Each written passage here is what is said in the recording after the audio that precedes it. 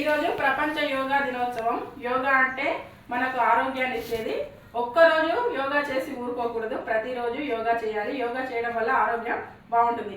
ఎప్పుడైనా కూడా మనం ఇట్లా నిటారుగా ఉండాలి. ఇలా ఇది మామూలుగా కూర్చున్నాం.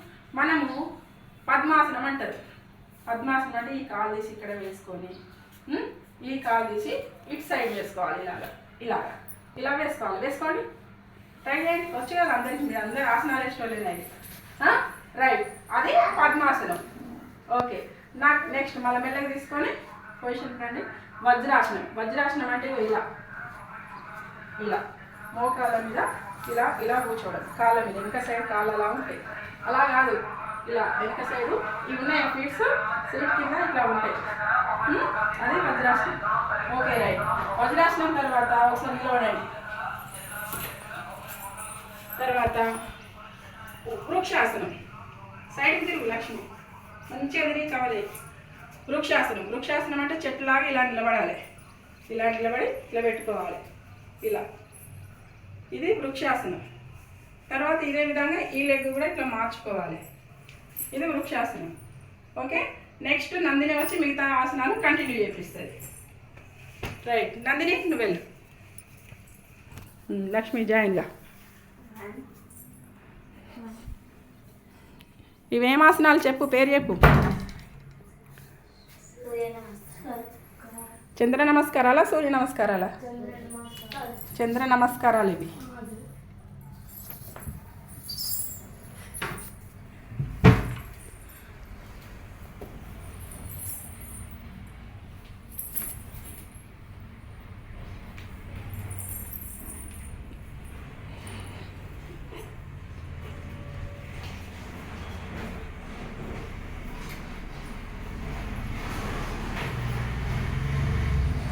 ఇంకా వేరేటి చేపి యోగా ఆసనాలు ఇంకా వేరే చేయించు. ఇంతేనా?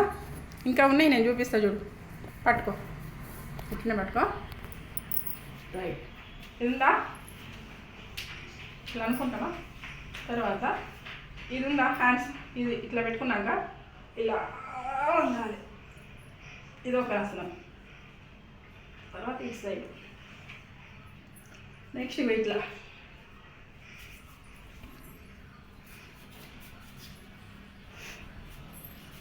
ఓకే, తర్వాత మళ్ళీ ఇట్లా సీటాసనం. ఓకే, ఇదొక ఆసనం. ఇన్ని రకాల ఆసనాలు ఉంటాయి. సో ప్రతిరోజు కూడా మనం అందరము ఆసనాలు వేసి ఆరోగ్యాన్ని కాపాడుకోవాలి. ప్రతిరోజు ఈరోజు గ్రంథాలయానికి వచ్చిన ఈ విద్యార్థులందరూ కూడా గ్రంథాలయ పాఠకులు ఆసనాలు, వివిధ రకాల ఆసనాలు వేసి ఆరోగ్యానికి సంబంధించి చక్కగా సూచించారు. చక్కగా పాటించండి మీరందరూ కూడా. Thank you.